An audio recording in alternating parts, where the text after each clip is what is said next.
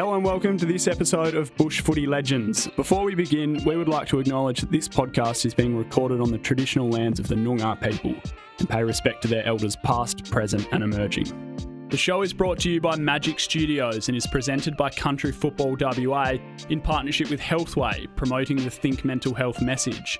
For more information on the partnership or where to find support, make sure to check out the WA Footy Wellbeing Hub. The link is in the show notes. I'm your host, Jackson Barrett. Let's get into it.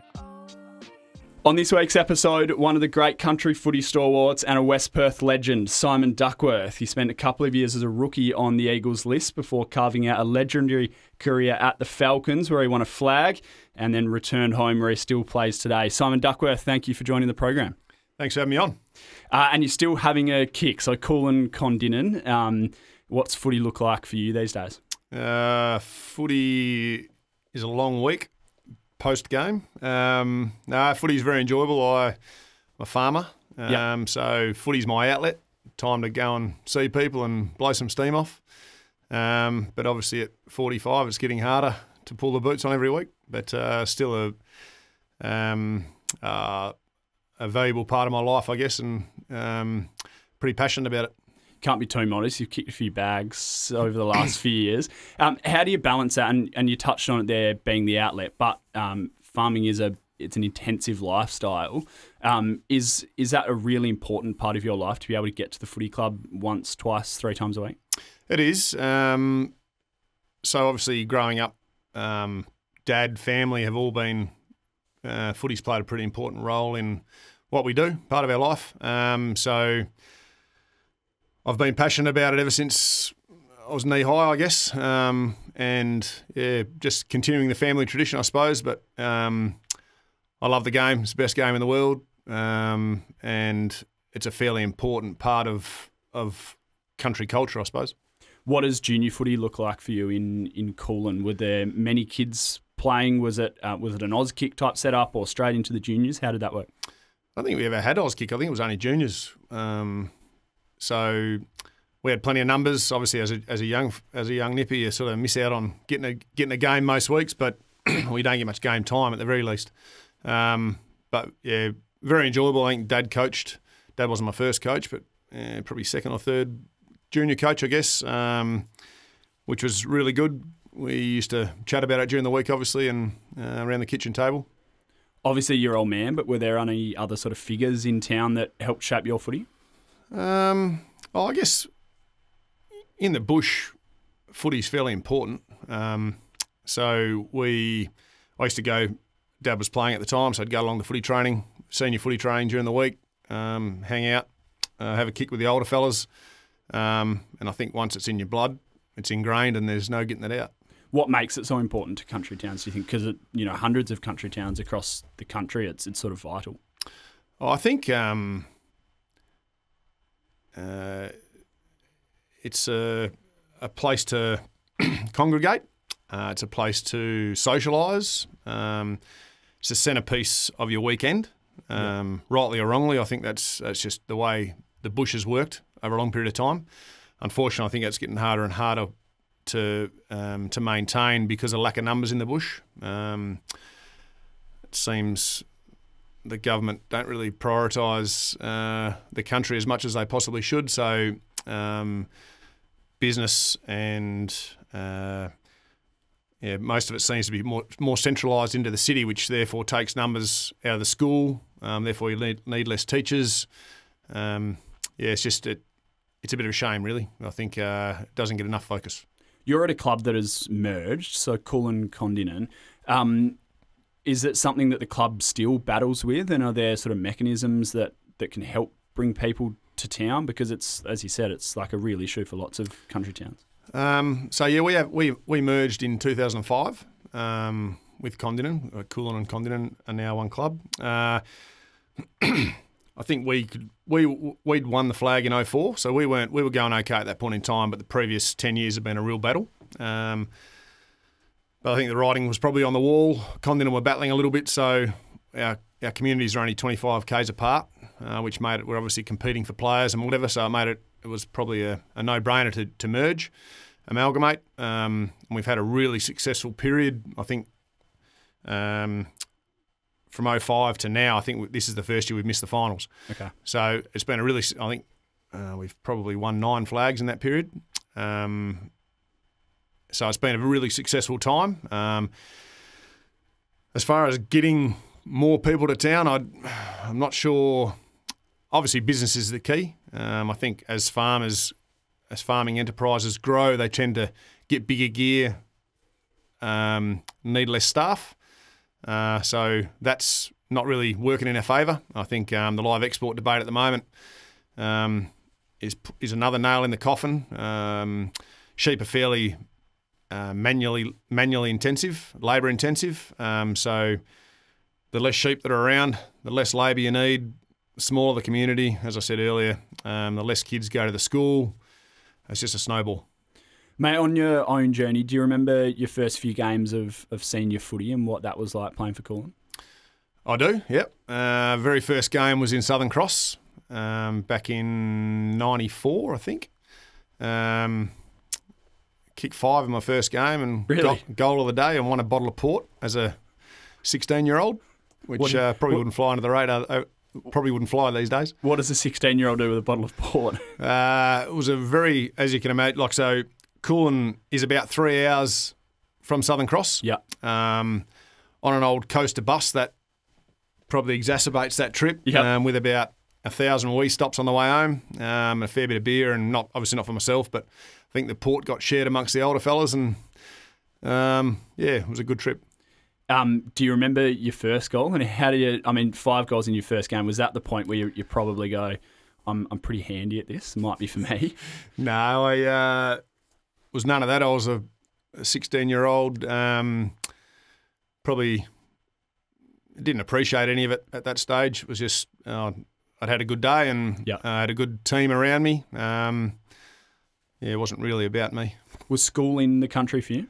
It was, yeah. So I went finished school in Kulin to year 10, then went away to Scotch College for year 11 and 12, and kind of never went home for the next 10 or 12 years after that. It's a pretty common theme, the boarding school thing with some of our guests. What was that experience like for you? And for so many people, they say that sort of shaped their football in many ways, better coaches, playing with better guys. Is that the case in your instance?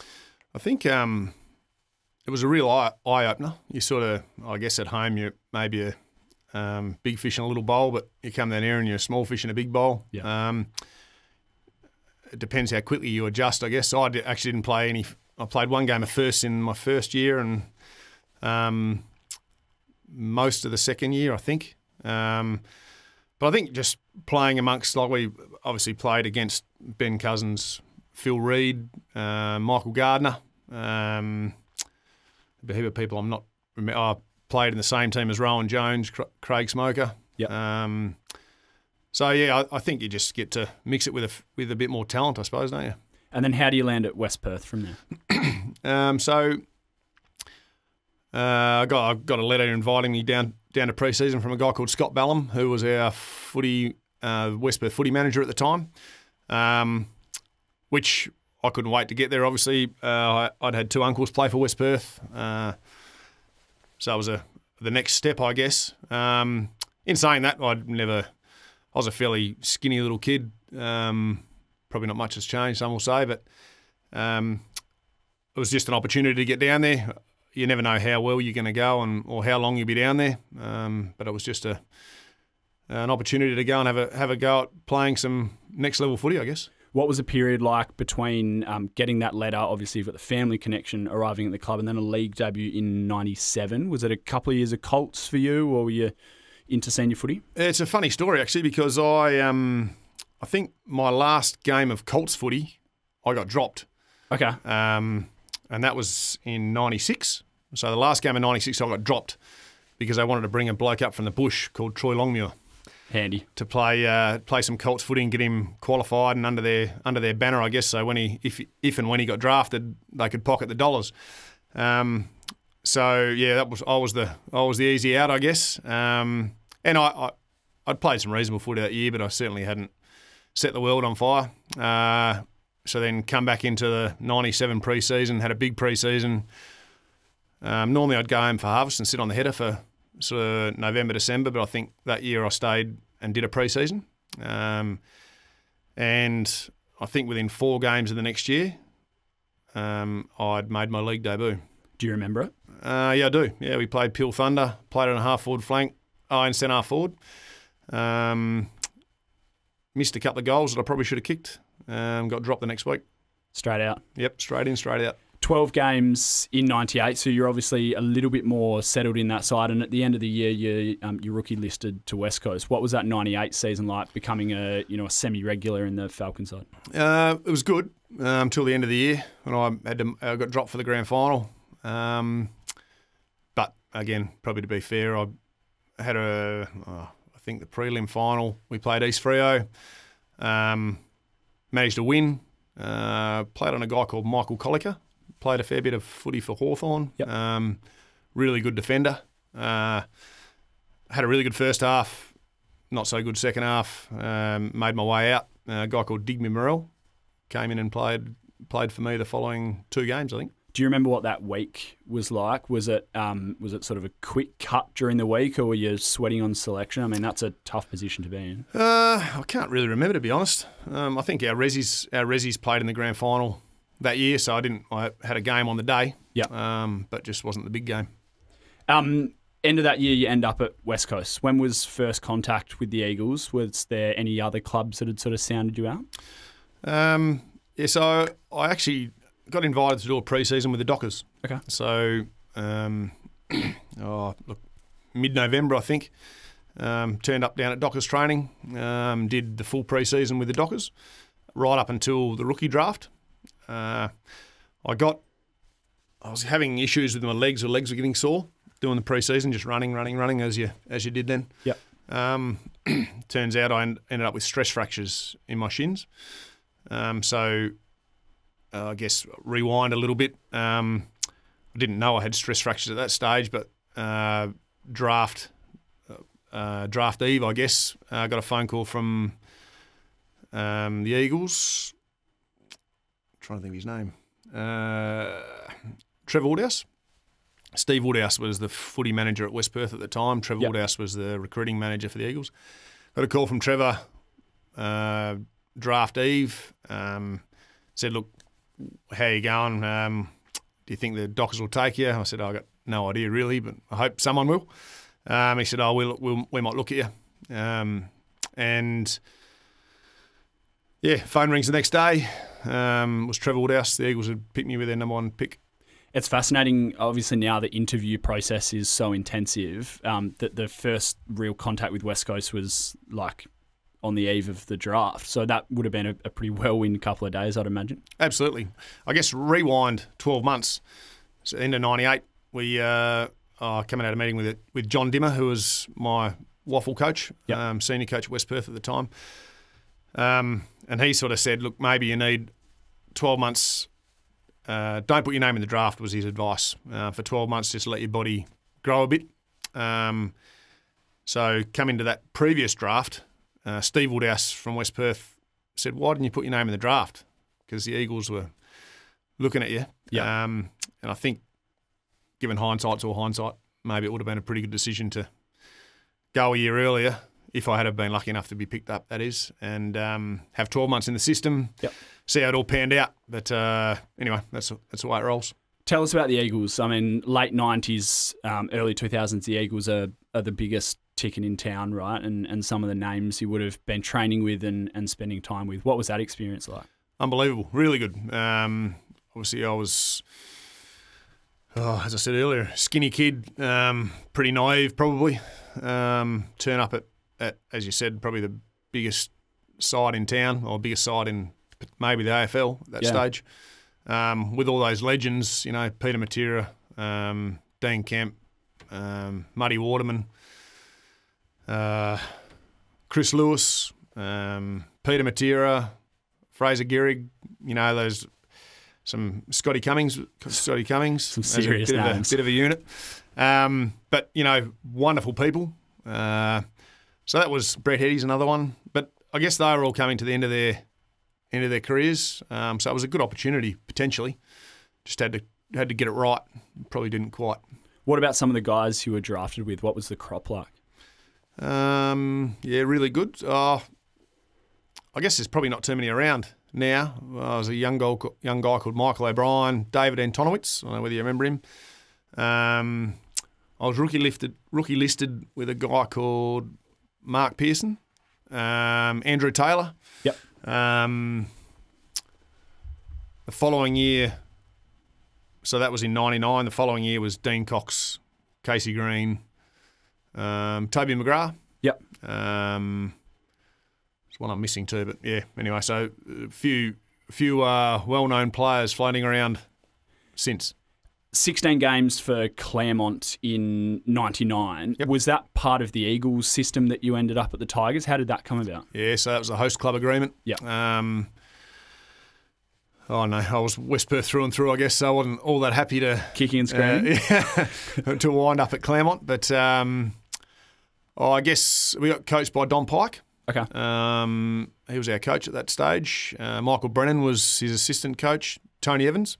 So I guess you get thrown amongst some big names who have done a bit with their footy careers, probably know a thing or two about the game.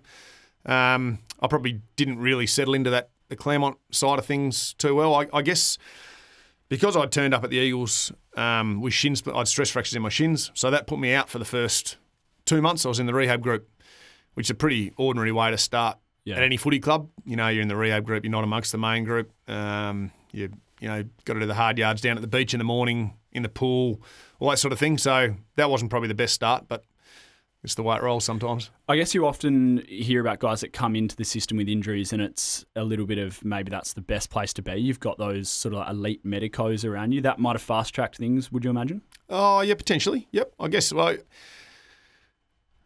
I'd come from the Colts, out of the Colts system almost, to a year of senior footy, but fairly naive in the way rehab goes and trying to get the best out of your body, I guess. Yeah. And back at West Perth, you would have been pleased to end up back there after a season? Absolutely, yep. So I ended up going back to West Perth in 2000. I guess the disappointing thing about the whole scenario is I ended up at Claremont in '99. Guess who wins the flag in '99? Mighty Falcons. So that wasn't probably the biggest disappointment, I guess. But again, that's the way it rolls. You just got to try and make the most of your career, I suppose. Then obviously the whole West Coast experience comes to an end at the end of the following year, 2000. Yep. How do you sort of look back on it? Obviously, like we touched on there, the biggest thing in town, they were the Kings at the time. Are you grateful that you lived that experience? Are there any regrets around it? How does it sit with you 20 years later? I don't. Disappointed because I think probably had a little bit to offer. I guess I didn't, as it turned out, but I'd like to have had a crack at maybe playing at AFL level. As I said, really passionate about footy, so it's probably that sucks a bit. Yeah. But in '99 we had Mick Malthouse was the coach. Then he went to Collingwood with all the fanfare. Ken Judge turned up in 2000. So I guess you're sort of under two coaches in 2 years. Yeah. Probably not the greatest. If you're trying to pursue a footy career, probably not the greatest thing to happen, but I guess that's just the way it rolls. I don't know. I probably didn't hit my peak till 2 or 3 years later. Late maturer. Yeah. What's life like under Mick Malthouse? Do you have any stories of? I mean, there are so many as a heralded figure in the game, but also seems like a bit of a scary operator. Do you have any Mick stories? I don't really. Mick, I found Mick, he's obviously, pretty straight down the line, says it how it is. But I found him to be really approachable, a great guy. Yes, there was some fear involved, absolutely. But when I first got there, we had, I can't remember the meeting, but it was a meeting for the new guys. And I was working at the time, and I just completely forgot about it. Anyway, I turn up at the club, and they're all walking out of the meeting, and who do I bump into first? It was Mick Malthouse. Probably won't let that. He said, "You probably won't let that happen again, will you?" I said, "I definitely won't." No. But my first game for Claremont, I managed to kick 5 goals. Yeah. I'd done the whole pre-season in rehab. Just came back. We were playing S04E04 and played on a guy called Carl Piratina, he's been around the place a little bit, played a bit of senior footy. Managed to kick 5, had a good day out, and I was held over to train with the Eagles that week. I think that we can all dream, but whether I was a chance to go up or not, or they were just seeing what I had to offer, but that was about as close as it ever got. Yeah. Let's skip forward to, you mentioned your peak was a few years later. Was your peak around the time of the 2003 flag? Yeah, I reckon it was, yeah. I managed to win the West Perth Fairest and Best in 03. Played state footy 03, 04, 05. That was about, I guess it sort of all coincided with the arrival of Darren Harris to the footy club. Yeah. He's one of the great coaches, in my opinion. I think John Dimmer was a very good coach. He gave me my first opportunity at league level, but I'd sort of grown a fair bit by the time Harrow got there. It was really enjoyable. He had a way of making you believe, which I think all good coaches do. So I think once he turned up, things sort of started rolling for me, and he had a lot of belief in me personally, I think. Well, he made me feel that way, which I guess, again, is the role of a good coach. I think we would have all walked on water for the guy. 2003, you're obviously, as you say, West Perth through and through. You miss out on the 99 flag in pretty unfortunate circumstances. What did it mean to you to be able to taste success, and with your brother as well? It was awesome. Can I just correct something? I didn't win the first semester in 03. I won it in 05. Okay. Just to correct that. Yeah.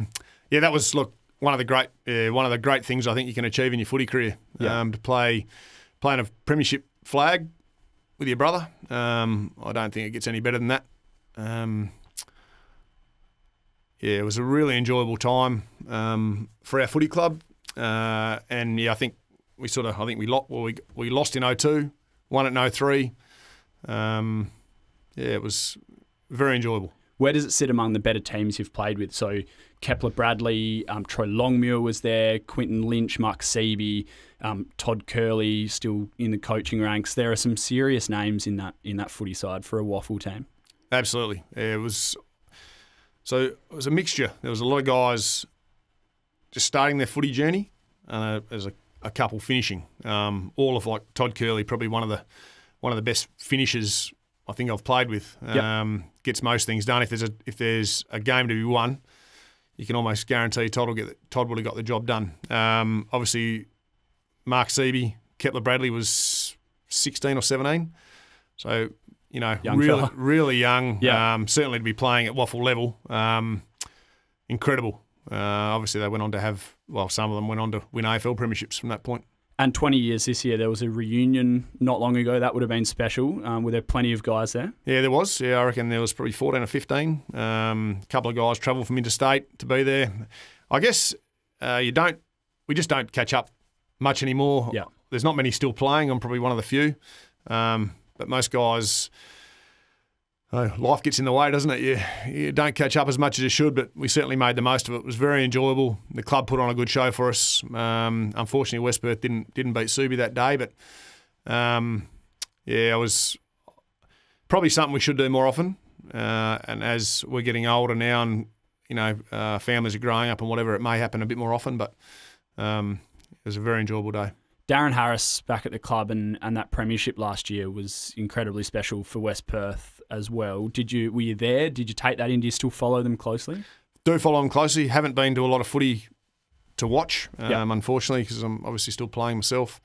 And I wasn't there because we have a thing at home called the Kulin Bush Races. Yes, famous. Famous Kulin Bush Races. And that happened to coincide. That was on the same day. So I was there working away, managed to sneak into the back room of the main bar and pull the phone out and caught the last 10 minutes. So bloody good day. Really happy for Harrow to get the job done, especially the way he got thrown out. Yeah. What does state footy mean to you? So you mentioned a few seasons you were able to pull on the jumper. That would have been incredibly special, especially at the time, not long removed from state of origin itself. Where does that sit among your career? I really believe in state footy. I think it just gives you an opportunity to maybe show what you've got at the next level. You're belting all the guys you're playing with most of the year, and all of a sudden you get to show what they've got. They get to show what they've got on the big stage as part of a team. Yeah. And also hopefully can promote them to bigger and better things if the opportunity presents. But I'm a big believer. Would you like to see more of it? Absolutely, 100%. I'm a footy head though. I guess some guys maybe have other things to do, but I'm a fairly passionate footy guy. More footy, the better. I'm exactly the same. Obviously, the logistics around state of origin tough, but I mean, in my lifetime, we've just had the Waffle v VFL, and we don't even play the Vicks anymore. So even the South Australian games, you'd just love to see more of it. And as you say, that opportunity just to elevate guys to the next level is still, and we're seeing it even now, really important. Absolutely. No, I 100% agree with you. It's if guys just, sometimes all someone needs is an opportunity, and if they can show that opportunity on the big stage, the world could possibly be their oyster.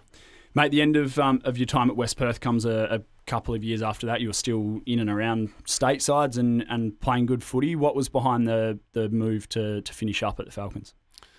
I guess if I wanted to pursue farming, I had to go and learn the trade. Yeah, I'd been away went away to school in '94. Went home in 2002. So from 2002 to 2006, I was driving up and back from the farm to play footy. Yeah. So I guess there had to be a point in time where that ceased, and if I wanted to pursue farming, then I had to dive head first. So that was the main call. The balance around those years where you were travelling, I mean, that must be incredibly important to maintain the routine and that sort of thing. Was there anything you used where you must have been incredibly scheduled during that period to be able to be working and training to a waffle standard and playing league footy? I guess the Kulin and then Kulin Condinin Footy Club allowed me to train there. Yep. So that was pretty good. I'm not a heavy guy, so I managed to keep the weight off pretty easily. Had to do a fair bit of running on my own. Make sure I was fit enough. The first few rounds of any waffle season after that were pretty tough. Yep. But I actually think it probably improved my footy to get out of the city and just concentrate on other things throughout the week rather than just footy. I think it's proven that I played my best footy once I moved home. And after that, Wickerpen first, what was that experience like? So two flags in 3 seasons, I think it was, as you sort of dip your toe back in country footy. That must have been a pretty successful little start to post-waffle life. Yeah, so I had a lot of friends who played, I'm sort of where I live at home is in between, right in the middle of about 4 towns. Yeah. So the guys I played footy with at Wiki were guys I played cricket with throughout the summer. That was about the only income I got for the year to spend as well. So when I moved home, things were pretty tough. So as far as the income side of it goes, that was about as much as I got for the year. So I had to make the most of it. Moved to Wiki. I think they finished the bottom of the ladder the previous year. I started playing there, and a lot of the local guys pulled the boots back on and travelled from Perth to play. Yeah. And we got it right. We had a guy called Kim Melvin coaching, pretty good communicator. The Upper Great Southern at that stage was still is a very good comp, but at that stage had won, I'm not sure how many landmark championships in A Division. So it was a very good competition, some very good players running around. From there, I also got selected to play in the state countryside. I'm not sure that would have happened, maybe not if I had gone straight back to Kulin Condinin. Just opportunities presented, I guess, and I think winning that first flag and then backing it up was probably one of the great things I've done in country footy. Not personally, but just one of the great things we've achieved. They say, like, hardest thing in footy to do, go back to back. What was it about the group? Was it a particularly close group? As you say, you had the local guys coming back in, but to maintain sort of the motivation, particularly at a country club where guys sometimes come and go, like, that's an incredibly tough thing to do, right? Absolutely. Yeah, I think bush footy, as I've said, is hard to maintain consistency, I guess, because guys come and go, particularly as time goes on, it's getting worse and worse. Everyone's on the hunt for the top-up players, if not half a side, just purely because the numbers aren't there. And as I said, I hold great fears for footy in the future because I don't know where all the players are going to come from. I don't think anyone really wants to recruit 18 or 20 blokes from Perth to travel out there every week. You've got to maintain some sort of local presence. And that's my great fear for country footy going forward. You've obviously got a great love for country footy. How do you, do you have any solutions in mind? Do you have a message to people that are 50-50 on playing, or, is there anything that's sort of gone through your mind as to how can we start to fix this? Oh, if you can answer that, you'd be a rich man, I reckon. Yes. It's purely a numbers game. I don't have any answers as to how to fix it because the population in the bush is getting older. Footy's not really an old man's game. So I don't have a solution. I wish I did, and I've given it a lot of thought and consideration, but I haven't got any answers. It's purely we need to get more people in the bush. But as I said earlier, with a political view to the city, the bush is only going to suffer further and further, I believe. So no, I don't have an answer for you. Hey, on sort of work life, was it always farming for you? Like, was it from when you were a kid? Was that always? Did you have an eye to coming back to the farm and that being what you do? As a kid, all I wanted to do was play for West Perth, Essendon, and be a farmer. Essendon boy growing up? Yeah, well, my uncle played for Essendon. He won the Norm Smith in '84. Yep. So he was a hero growing up, I suppose. So that was my path in life, I guess. Didn't quite get to tick them all, but tried pretty hard. What about some of the Essendon names? Obviously, your uncle, but some of the Essendon names you would watch growing up. That was a decent era for the club. Absolutely, was it? Tim Watson, Terry Danaher, Simon Madden, Roger Merritt, Leon Baker. I still remember watching the '84 grand final when I think the Bombers were down by 60 points odd. Ended up coming back to win it. One of life's great memories. Where are your AFL allegiances now? Do you watch, like, you're a footy head, so you obviously watch a bit of it. Are you West Coast, Essendon? Where do you sit? Probably both. I think Essendon's in the heart. Obviously West Coast not far behind. Yeah. But yeah, I actually don't get to watch a lot of footy. I watch a bit of Friday night footy, maybe Saturday night footy, but obviously playing on a Saturday, you don't get to see a lot. I like to. I don't really care who's playing. If it's a good game, that's all you can ask for, I think. How many years of playing footy do you have left, do you reckon? Have you got a bit left in you? There's not much. And the town of Kulin is hanging on to every word here. No, there's not a lot of time left. Obviously, I'm 45, playing on guys who are half, if not younger, than my age. Takes its toll. But I still have a passion for the contest. I enjoy kicking a goal. When the end is here, I'm not quite sure. I think my wife will say it's probably here already, but I don't know. You've got to do something on your weekends. Is it something you want to stick with? Do you want to stay involved? Absolutely. Yeah. The old man he's only really stopped being our trainer in the last 6 months. Yeah. So he's been involved all through my obviously while he was playing as well, but all through my juniors, senior footy, he's been the trainer back home, as well as coaching, playing, and all the rest of it. So It's well in the blood. I think I don't think I'm going anywhere as far as footy goes in the short term or long term, probably. Having kids going away to school to the city throws a bit of a spanner in the works. That can be hard trying to juggle all that. So that'll probably have to take priority at some stage, I guess. But we'll see what happens. Is there any footy interest with the kids? Yeah. So I've got 2 girls and a boy. The older 2 girls had a bit of a dabble in footy. The oldest one is down in Perth at school at the moment. She plays footy when it's footy season at school. The next one, she played at home also. I'm not sure what'll happen when she comes down here to Perth. And the young fella, he's only 6, so he's just sort of Auskick stage. Yep. I had the parents versus kids Auskick game a couple of weeks ago, and it was good fun. He's passionate about it.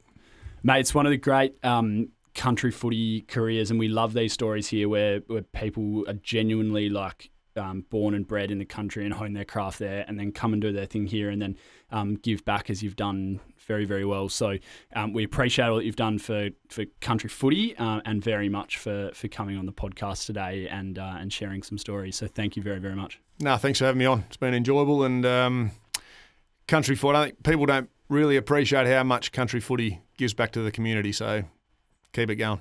Thanks, mate. Cheers. Good on you, mate. Cheers. Thanks for listening to this episode of Bush Footy Legends. If you enjoyed the show, make sure you like, follow and share it with your mates. Make sure you check in on them while you're there. For tips and advice on how to look after yourself, your family and your mates, visit thinkmentalhealthwa.com.au. Get in touch with us through our Instagram page at WA Country Football, or if you want to suggest a guest, email us at wafc.com.au. If you're after more, stay tuned. We'll have an episode dropping every week.